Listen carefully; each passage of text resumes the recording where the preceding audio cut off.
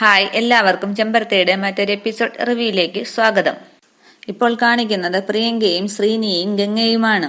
ശ്രീനി പറയുകയാണ്, രാജശേഖരൻ തമ്പിയുടെ മനസ്സിൽ ആ പഴയ വൈരാഗ്യമെല്ലാം കിടക്കുകയല്ലേ, അയാൾ അടങ്ങിയിരിക്കുമോ പ്രിയങ്കെ?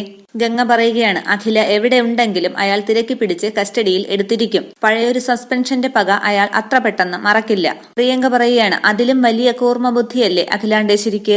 പിടികൊടുക്കാതെ രക്ഷപ്പെടാൻ അഖില ശ്രമിക്കാതിരിക്കുമോ? അതുമാത്രമല്ല, രാജശേഖരൻ തമ്പിയുടെ മുകളിൽ അശോക സ്തംഭം തോളിൽ പതിപ്പിച്ച ഉയർന്ന ഉദ്യോഗസ്ഥരുണ്ട്. അഖിലാണ്ടേശ്വരിക്ക് അവിടെയെല്ലാം പിടിപാടുള്ളതാണ്. ഒരു ചെറിയ പഴുതുമതി എല്ലാ പദ്ധതികളും പൊളിയും. അങ്ങനെ സംഭവിച്ചാൽ അഖില വെറുതെയിരിക്കില്ല.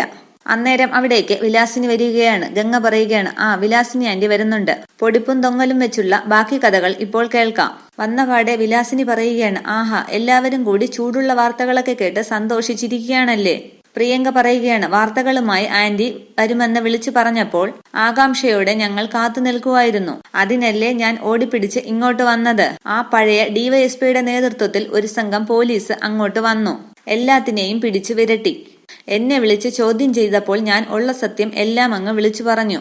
എന്ത് സത്യം ആന്റി? എന്താണ് അവരോട് പറഞ്ഞതെന്ന് പ്രിയങ്ക ചോദിക്കുകയാണ്. വിലാസിനി പറയുകയാണ്, ദാസ് കൊല്ലപ്പെട്ട രാത്രി അഖില കാറിൽ തൃച്ചംബരത്ത് വന്നതും എന്നെ കണ്ടപ്പോൾ നീ ഒന്നും കണ്ടിട്ടുമില്ല കേട്ടിട്ടുമില്ല എന്നതൊക്കെ പറഞ്ഞതൊക്കെ ഞാൻ അതുപോലെ പറഞ്ഞുകൊടുത്തു. അഖിലയെ എത്രയും പെട്ടെന്ന് പിടിച്ചുകൊണ്ടു പോകട്ടെ എന്ന് കരുതി ഞാനൊരു ആവേശത്തിലങ്ങ് പറഞ്ഞതാണ്. അത് പുലിവാലാകുമോ പ്രിയങ്കെ? പ്രിയങ്ക ചിരിച്ചുകൊണ്ട് പറയുകയാണ്, എന്ത് പുലിവാല ആന്റി? പ്രധാനപ്പെട്ട തെളിവല്ലേ കൊടുത്തത്? അതാണ് എനിക്ക് പേടി. ഇനിയിപ്പോ എങ്ങാനും അഖില കേസിന്ന് തലയൂടി രക്ഷപ്പെട്ടാലേ പിന്നെ അവരെന്നെ ജീവനോടെ നിർത്തിപ്പൊരിക്കില്ലേ? തൃച്ചംബരത്തെ മഹാറാണിയാകണമെന്നുള്ള സ്വപ്നമൊക്കെ പോട്ടെ, കാര്യങ്ങൾ അറിഞ്ഞാലേ സഹദേവേട്ടൻ വരെ എന്നെ കൊന്നുകളയും. പ്രിയങ്ക പറയുകയാണ്, അതൊന്നും ഉണ്ടാവില്ല ആന്റി. അഖിലയ്ക്ക് ഇനി എന്നേക്കുമായി ഒരു കാരാഗ്രഹവാസം. അതിനുള്ള എല്ലാ കെണികളും നമ്മൾ ഒരുക്കി കഴിഞ്ഞു. വിലാസിനി ചോദിക്കുകയാണ്, പക്ഷേ അഖിലയെ പിടികൂടാൻ പോലീസിന് കഴിഞ്ഞില്ലല്ലോ. പോലീസ് ആ വീട് മുഴുവൻ അരിച്ചുപെറുക്കി. അല്പം മുമ്പ് വരെ അവിടെ ഉണ്ടായിരുന്ന അഖില ആ സമയമായപ്പോൾ അവിടെന്ന് മുങ്ങി. പ്രിയങ്ക പറയാണ്, എന്റെ ആന്റി, ഇതൊക്കെ ഒരു തന്ത്രമല്ലേ? ഇതിന്റെ പിന്നിൽ ആനന്ദും അരവിന്ദുമാണ്. വിലാസിനി ചോദിക്കുകയാണ്, നീ എന്തൊക്കെയായി പറയുന്നത്? ആനന്ദിന്റെ അനുമതിയോടെയല്ലേ കല്യാണി അഖിലയ്ക്കെതിരെ കേസ് കൊടുത്തിരിക്കുന്നത്. അപ്പോൾ ആനന്ദ് അഖിലയെ ഒളിപ്പിക്കാൻ കൂട്ടുനിൽക്കുമോ? എന്റെ ആന്റി, അഖിലയെ മറന്നൊരു ജീവിതം ആനന്ദിന് ഇല്ല. കല്യാണിയെ പിണക്കുകയും അരുത്. ഇതൊരു പൊടിപടലമുണ്ടാക്കി ആനന്ദ് തന്ത്രപരമായി അഖിലയെ അവിടെ നിന്നും മാറ്റിയതാണ്. കല്യാണിയുടെ മുൻപിൽ കൈകൂപ്പി നിന്ന് രക്ഷിക്കണം എന്ന ഒരൊറ്റ വാക്ക് അഖിലാണ്ടേശ്വരി പറഞ്ഞാൽ മതി. അവൾ ആ നിമിഷം കേസ് പിൻവലിക്കും. അച്ഛനെ കൊന്ന കേസിൽ നിന്നും അമ്മായിയമ്മയെ താനായിട്ട് രക്ഷിച്ചുവെന്ന ഒരു ക്രെഡിറ്റ് കല്യാണിക്ക് കിട്ടും. സംശയിക്കേണ്ട, അഖില ആനന്ദിന്റെ കൂടെ തന്നെ ഉണ്ടാകും. ആന്റി രഹസ്യമായി ചെന്നൊന്ന് അന്വേഷിക്ക്. അപ്പോൾ വിലാസിനി പറയുകയാണ്, അതെങ്ങനെ? ആനന്ദ് ഇപ്പോൾ എവിടെയാണ് താമസിക്കുന്നത് എന്ന് പോലും എനിക്കറിയില്ല. പ്രിയങ്ക പറയുകയാണ്, ഇതൊക്കെ തന്നെയാണ് നിങ്ങളുടെ കുഴപ്പം. കൺമുന്നിൽ കാണുന്നതേ നിങ്ങൾക്കറിയൂ. പിന്നീട് എന്ത് സംഭവിക്കുമെന്ന് അന്വേഷിക്കാറേയില്ല. ആനന്ദും കല്യാണിയും ഇപ്പോൾ സുബ്രഹ്മണ്യന്റെ വീട്ടിലുണ്ട്. അഖിലയും അവിടെ ഉണ്ടാകും. അത് കേട്ട് വിലാസിനി വാപളിക്കുകയാണ്. സുബ്രുവിന്റെ വീടോ? അതെവിടെയാണെന്നൊന്നും എനിക്കറിയില്ല. ശരി, ഞാൻ എങ്ങനെയെങ്കിലും അവിടെ തിരക്ക് പിടിച്ചെത്താം. എന്നിട്ട് എന്ന് ചോദിക്കുകയാണ് വിലാസിനി. പ്രിയങ്ക പറയുകയാണ്, അഖിലയെ കാണാൻ ചെന്നതായിട്ട് അവരറിയരുത്. ആനന്ദിന്റെയും കല്യാണിയുടെയും സുഖവിവരം അറിയാനായിട്ട് ചെന്നതാണ് എന്ന് വേണം അവർ കരുതാൻ. അത് ഞാൻ ഏറ്റു. അന്നേരം ഗംഗ പറയുകയാണ്, മാത്രമല്ല കല്യാണി പ്രഗ്നന്റായി ഇരിക്കുകയല്ലേ, അതുകൊണ്ട് കല്യാണിയുടെ സുഖവിവരങ്ങൾ അന്വേഷിക്കാനാണ് എന്ന് പറഞ്ഞു ചെന്നാൽ സംശയം തോന്നില്ല. പ്രിയങ്ക പറയുകയാണ്, അഖില അവിടെ ഉണ്ടെന്ന് മനസ്സിലാക്കിയാൽ ആ നിമിഷം എനിക്ക് ഫോൺ ചെയ്യണം. ഓക്കെ എന്ന് പ്രിയങ്ക ചോദിക്കുമ്പോൾ ഓക്കെ എന്ന് വിലാസിനി പറയുകയാണ്. ഞാൻ എന്തായാലും പോയിട്ട് വരാം. പോകാൻ തുടങ്ങുന്ന വിലാസിനിയോട് പ്രിയങ്ക പറയുകയാണ്, നിക്ക്, ഈ പട്ടാപ്പകൽ അവിടെ ചെന്നിട്ട് ഒരു കാര്യവും ഇല്ല. കാരണം കേസിൽ നിന്ന് രക്ഷപ്പെടാനുള്ള മാർഗം തേടി അവർ പുറത്തു പോയിരിക്കുകയായിരിക്കും. അതുകൊണ്ട് രാത്രി ചെന്നാൽ മതി. എന്തെങ്കിലും സംശയം ആനന്ദിന് തോന്നിയാൽ പിന്നെ എന്ത് ചെയ്യണമെന്ന് ഞാൻ പറഞ്ഞു തരേണ്ടല്ലോ ആന്റിക്ക്. ശരി, ഞാൻ ഏറ്റു. എന്നാൽ ഓക്കെ എന്നും പറഞ്ഞ് വിലാസിനി അവിടെ നിന്നും പോവുകയാണ്. പിന്നീട് അരവിന്ദ് ദേഷ്യത്തോടെ സുബ്രുവിന്റെ വീട്ടിലേക്ക് എത്തുകയാണ്. ബ്രോ എന്ന് ഉറക്കെ വിളിക്കുകയാണ് അരവിന്ദ്. ഇറങ്ങി വന്ന ആനന്ദ് പറയുകയാണ്, വാ അരവിന്ദ്, ഇരിക്ക്. ഞാൻ സൽക്കാരം സ്വീകരിക്കാനൊന്നും വന്നതല്ല. എന്റെ അമ്മയെ കാണാനില്ല. ജന്മം തന്ന അമ്മയ്ക്ക് വധശിക്ഷ വാങ്ങിക്കൊടുക്കാനുള്ള വ്യഗ്രതയിലാണല്ലോ ബ്രോ. ആനന്ദ് പറയുകയാണ്, കൊലപാതകം ആര് ചെയ്താലും അത് കൊലപാതകം തന്നെയാണ്. ഉപ്പ് തിന്നവർ വെള്ളം കുടിക്കും എന്ന് പറയുന്നത് പോലെ കുറ്റകൃത്യം ആര് ചെയ്തോ അവർ ശിക്ഷ അനുഭവിച്ചേ മതിയാകൂ. അരവിന്ദ് പറയുകയാണ്, ആരുടെയെങ്കിലും പരാതികൾ അനുസരിച്ച് ഏതെങ്കിലുമൊക്കെ തെളിവുകൾ നിരത്തി ഒരാൾ കൊലപാതകിയാണെന്ന് വിളിച്ചു പറഞ്ഞാൽ അയാൾ കൊലപാതക കുറ്റം ചെയ്ത ആളാകണമെന്നില്ല. അത്രയും ആനന്ദിനെ നോക്കി പറഞ്ഞ ശേഷം പെട്ടെന്ന് കല്യാണി നോക്കി പറയുകയാണ്, ആ കുറ്റകൃത്യം ചെയ്തത് അയാളാണെന്ന് പോലീസ് കോടതിയിൽ തെളിയിക്കണം. അതുവരെ പോലീസുകാരും പരാതിക്കാരനും സംശയിക്കുന്ന ആ പ്രതി വെറും കുറ്റാരോപിതൻ മാത്രമാണ്. ആനന്ദ് പറയുകയാണ്, അതെ, സത്യം എന്താണെന്ന് പുറത്തു വരണം. അതുമാത്രമേ ഞങ്ങൾക്കും ഉദ്ദേശമുള്ളൂ. അരവിന്ദ് പറയുകയാണ്, ഭാര്യയും ഭർത്താവും കൂടി സത്യം തെളിയിക്കാൻ ശ്രമിക്കുന്നതിനിടയിൽ ബലിയാടാകുന്നത് എന്റെ അമ്മയാണ്. എന്റെ അമ്മയെ ഇപ്പോൾ കാണാനില്ല. അതിന് കാരണക്കാരി ഈ കല്യാണിയാണ്.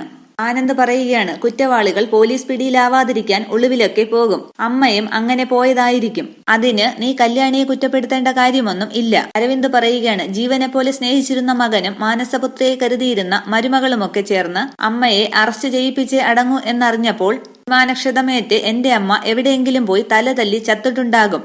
അത് കേട്ട് അരവിന്ദ് എന്ന് ഉറക്കെ വിളിക്കുകയാണ് ആനന്ദ്. ഇതൊക്കെ കേട്ട് പരിഭ്രമിച്ചു നിൽക്കുകയാണ് കല്യാണി. അരവിന്ദ് ചോദിക്കുകയാണ്, ആരെ ബോധ്യപ്പെടുത്താനാണ്? ആരെ ബോധ്യപ്പെടുത്താൻ വേണ്ടിയാണ് എല്ലാം മറന്ന ബ്രോ എന്റെ അമ്മയ്ക്കെതിരെ തിരിഞ്ഞിരിക്കുന്നത്? അത് എന്റെ മനസാക്ഷിയെ ബോധ്യപ്പെടുത്താൻ. ഭാര്യയുടെ അച്ഛനായിട്ട് മാത്രമല്ല, കുട്ടിക്കാലം മുതൽ സ്നേഹവും വാത്സല്യവും പകർന്ന് തെരുവോരത്ത് കിടന്ന് മരിക്കേണ്ടി വന്ന ആ പാവം മനുഷ്യന്റെ ആത്മാവിന്റെ ശാന്തിക്ക് വേണ്ടി. അരവിന്ദ് പറയുകയാണ്, മരിച്ചുപോയ ആ മനുഷ്യന്റെ ആത്മാവിന് ശാന്തി കിട്ടാൻ വേണ്ടി ബ്രോയും ഭാര്യയും കൂടി ചേർന്ന് ഈ കാണിക്കുന്നതൊക്കെ ജീവിച്ചിരിക്കുന്ന പെറ്റമ്മയുടെ ചിതയൊരുക്കാനാണ് എന്നുള്ളത് ഓർമ്മിച്ചാൽ നന്ന്. ബ്രോ, അന്നും ഇന്നും എന്നും ഞാൻ എന്റെ ബ്രോയെ അനുസരിച്ചിട്ടേ ഉള്ളൂ. ബ്രോയ്ക്ക് വേണ്ടി ഈ ജീവൻ വരെ കളയാൻ ഞാൻ ഒരുക്കമായിരുന്നു. ബ്രോ കൊലക്കുറ്റം ചുമത്തി ജയിലിലടക്കാൻ നോക്കുന്ന ആ അമ്മയുണ്ടല്ലോ, തൃച്ചംബരത്ത് അഖിലാണ്ടേശ്വരി. ആ അമ്മ ഈ ലോകത്ത് ഏറ്റവും കൂടുതൽ സ്നേഹിച്ചിരുന്നത് ബ്രോയെയാണ്. എന്നെ എന്നും അടിക്കുകയും ശകാരിക്കുകയും ഒക്കെ ചെയ്തിട്ടേ ഉള്ളൂ. എന്നിട്ടും ബ്രോയ്ക്ക് എങ്ങനെയെന്ന് ശബ്ദമിടറി ചോദിക്കുകയാണ് അരവിന്ദ്. അതിനുശേഷം അവിടെ നിന്ന് കരയുകയാണ് അരവിന്ദ്. അരവിന്ദ് പറയുകയാണ്, എന്നെ പ്രസവിച്ച എന്റെ അമ്മ എന്നും എനിക്ക് പ്രിയങ്കരിയാണ്. ആരിനി എന്തൊക്കെ പറഞ്ഞാലും ആ അമ്മ എനിക്ക് ദൈവമാണ്. ആ അമ്മയ്ക്ക് എന്തെങ്കിലും സംഭവിച്ചാൽ പിന്നെ ഞാനില്ല. തൃച്ചംബരത്ത് അഖിലാണ്ടേശ്വരിക്ക് എന്നും അഭിമാനമാണ് വലുത്. അപമാനഭാരത്താൽ എന്റെ അമ്മ ആത്മഹത്യ ചെയ്താൽ പായ്ക്കരിയിടാനും ശവശരീരത്തിലേക്ക് പൂക്കളർപ്പിക്കാനും തലപാകത്തിലെടുത്ത് ശിതയിലേക്ക് വെച്ച് തീ കൊളുത്താനും ബ്രോ ആ വഴി വന്നേക്കരുത്. എന്റെ ജീവൻ ബാക്കി നിൽക്കുന്നുണ്ടെങ്കിൽ ഞാനത് ചെയ്യിപ്പിക്കില്ല. സത്യമാണ്. ഇത്രയും പറഞ്ഞ ശേഷം അരവിന്ദ് അവിടെ നിന്നും പോവുകയാണ്. പിന്നീട് കാണിക്കുന്നത് ഫോൺ ചെയ്യുന്ന ശിവരാമകൃഷ്ണനെയാണ്. ശിവരാമകൃഷ്ണൻ ഫോണിൽ പറയുകയാണ്, ദാസിനെ വെറും ഒരു ഡ്രൈവറായിട്ടല്ല സാർ ഞങ്ങൾ കണ്ടിരുന്നത്. അഖിലയ്ക്ക് അയാൾ ഒരു സഹോദരനെ പോലെയായിരുന്നു. അതിലൊക്കെ ഉപരി ഒരു ചെറു ജീവിയെ പോലും കൊല്ലാൻ മനസ്സില്ലാത്തവളാണ് അഖില. അതെ സാർ, അതെങ്ങനെ സംഭവിച്ചുവെന്ന് നമ്മൾ കണ്ടെത്തണം. ഒരിക്കലും അഖിലയ്ക്ക് അതിൽ പങ്കില്ല. മറ്റൊന്ന്, ദാസ് നമ്മുടെ ഡ്രൈവർ മാത്രമല്ല, ബന്ധു കൂടിയാണ്. എന്റെ മകൻ ആനന്ദിന്റെ ഭാര്യാപിതാവ് കൂടിയാണ് ദാസ്. അതെ അതെ, തൊട്ടടുത്ത ഔട്ട് ഹൗസിലായിരുന്നു താമസം. അത് ഒരു ഡിവൈഎസ്പി രാജശേഖരൻ തമ്പി. തൃച്ചംബരത്തോട് മുൻ വൈരാഗ്യമുള്ള ആളാണ്. പണ്ടൊരിക്കൽ ഇയാളെക്കുറിച്ചുള്ള കംപ്ലൈന്റ് ഞാനും അഖിലയും സാറിനോട് പറയുകയും സാർ അത് കാര്യങ്ങൾ തിരക്കി അയാളെ അന്വേഷണ വിധേയമായി സസ്പെൻഡ് ചെയ്തു. അതെ അതെ എന്ന് ശിവരാമകൃഷ്ണൻ പറയുകയാണ്. ശരി സാർ, ഞാൻ ഇവിടെ ഉണ്ടാകുമെന്ന് പറഞ്ഞ് ശിവരാമകൃഷ്ണൻ ഫോൺ കട്ട് ചെയ്യുകയാണ്. അന്നേരം നന്ദന അവിടേക്ക് വരുന്നു. ശിവരാമകൃഷ്ണൻ പറയുകയാണ്, IG ആണ്, അദ്ദേഹം വൈകിട്ട് ഇങ്ങോട്ട് വരുന്നുണ്ട്. എന്താ മോളെ, എന്തു പറ്റി? ഞാൻ ഇവിടെന്ന് പോവുകയാണ് അങ്കിൾ. എന്താ മോളെ, എവിടേക്കാണ് പോകുന്നത്? എന്റെ വീട്ടിലേക്ക്. നിരന്തരം ഇങ്ങനെ ഒന്നൊഴിയാതെ പ്രശ്നങ്ങൾ നടന്നുകൊണ്ടിരിക്കുന്ന ഈ വീട്ടിൽ താമസിക്കാൻ എനിക്ക് ബുദ്ധിമുട്ടാണ്. ഇന്നതേ പോലീസുകാരിവിടെ കയറിയിറങ്ങി. ഇതൊരു തുടർക്കഥയാവും. അതിപ്പോൾ ഫേസ് ചെയ്യാൻ ഞാൻ ആഗ്രഹിക്കുന്നില്ല. ശിവരാമകൃഷ്ണൻ പറയുകയാണ്, തൃച്ചംബരം അറിയപ്പെടുന്ന ഒരു കുടുംബമാണ്. വ്യവസായ മേഖലയിൽ ഏറെ പ്രശസ്തമായ കുടുംബം. അതുകൊണ്ട് ശത്രുക്കൾ അനവധിയാണ്. അവരുടെ അസൂയയുടെയും പകപോക്കലിന്റെയും ഭാഗമായി പോലീസ് കേസുകളും ഉണ്ടാകും. ഇതൊരു പുതുമയുള്ള കാര്യം അല്ലല്ലോ. അതിന് ഇങ്ങനെയൊക്കെയുള്ള തീരുമാനം എടുക്കുന്നത് എന്തിനാണ്? നന്ദന പറയുകയാണ്, ഇത് ശത്രുക്കളുടെ പകപോക്കലിന്റെ ഭാഗമായിട്ടുള്ള കേസൊന്നും അല്ലല്ലോ.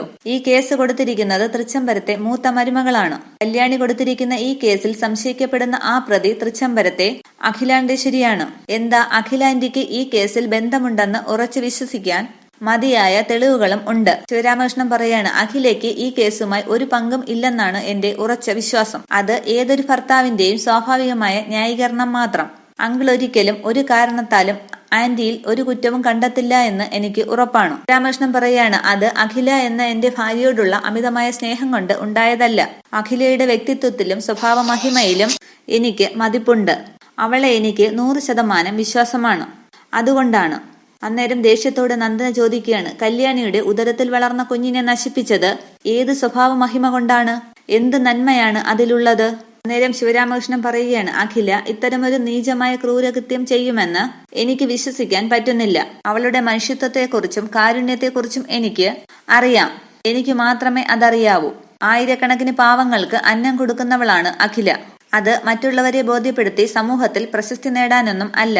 കാരണം അവൾ ഇടത് കൈ അറിയാതെ വലത് കൈ കൊണ്ട് ദാനം ചെയ്യുന്നത് ദൂരെ നിന്ന് കണ്ടിട്ടുള്ളവനാണ് ഞാൻ. ഏതായാലും ഈ കുടുംബത്തിലുള്ളവർ ഇന്നുവരെ ഇല്ലാത്ത ഒരു പ്രതിസന്ധി നേരിടുകയാണ്. അത് തരണം ചെയ്യാൻ ശ്രമിക്കുന്നതിനിടയിൽ മോള് പോകരുത്. ആനന്ദിന് കല്യാണിയിൽ ജനിക്കാൻ പോയ കുഞ്ഞ് തൃച്ചംബരത്തെ അടുത്ത തലമുറയിലെ മൂത്ത അനന്തരാവകാശിയായിരുന്നു. ആ കുഞ്ഞിനെ അഖില നശിപ്പിച്ചിട്ടുണ്ടെങ്കിൽ എന്തിനവളങ്ങനെ ചെയ്തു എന്ന ചോദ്യത്തിന് ഉത്തരം നൽകാൻ അഖിലയ്ക്ക് മാത്രമേ കഴിയൂ. അഖില വരട്ടെ. ഈ അവസ്ഥയിൽ ഇപ്പോൾ മോൾ കൂടി ഇവിടം വിട്ട് പോകരുത്. ഇതൊരു അപേക്ഷയാണ്. അകത്തേക്ക് പോ. അങ്കിൾ എന്നെ വിളിക്കുന്നത് ആത്മാർത്ഥതയോടെയാണെങ്കിൽ മോള് എന്നെ അനുസരിക്കും. അത് കേട്ട് നന്ദന അകത്തേക്ക് പോവുകയാണ്. പിന്നീട് കാണിക്കുന്നത് സുബ്രുവിന്റെ വീടാണ്. അവിടേക്ക് വിലാസിനി വരികയാണ്. വിലാസിനിയെ കണ്ട ആനന്ദ് കല്യാണി കല്യാണി എന്ന് വിളിക്കുകയാണ്. എന്താ വലിയ കുഞ്ഞി എന്ന് ചോദിക്കുമ്പോൾ ആനന്ദ് പറയുകയാണ്, ദേ തിരക്കി പിടിച്ച് എത്തിയിട്ടുണ്ട് അവതാരം. വിലാസിനി ഇളയമ്മ. കയറി വന്ന വിലാസിനി ചോദിക്കുകയാണ്, അയ്യോ എന്റെ മോനെ ആനന്ദേ, നിങ്ങൾ ഇവിടെയായിരുന്നോ? ഒരു ഊഹം വെച്ച് ഞാൻ ഇങ്ങോട്ട് തിരക്കി വന്നതാണ്. ഈ പൊട്ടൻ പട്ടരുടെ വീട് കണ്ടുപിടിക്കാൻ ഞാൻ എന്തോരം പാടുപെട്ടു. ആദ്യം ദേ ആ അഗ്രഹാര തെരുവ് മുഴുവൻ ഞാൻ കയറി ഇറങ്ങി. ഒടുവിലാണ് കുഞ്ഞാനിവിള അമ്പലത്തിലെ തിരുമേനിയെ കണ്ടത്. അദ്ദേഹമാണ് പറഞ്ഞത് സുബ്രഹ്മണ്യൻ പോറ്റി താമസിക്കുന്നത് ദേ ഇവിടെയാണെന്ന്. അയ്യേ എന്ന് പറഞ്ഞ് വീടൊക്കെ നോക്കുകയാണ് വിലാസിനി. എന്നിട്ട് ആനന്ദിനോട് പറയുകയാണ്, എന്റെ മോനെ ആനന്ദേ, കാര്യം ഞാൻ നിങ്ങളോട് വല്ലപ്പോഴുമൊക്കെ വഴക്കുണ്ടാക്കും. എങ്കിലും നിങ്ങളെയൊക്കെ കാണാതിരിക്കുമ്പോൾ എനിക്ക് എന്തൊരു സങ്കടമാണെന്നറിയോ? ഉള്ളിലൊരു പിടച്ചിലും നീറ്റലുമൊക്കെയാണ്.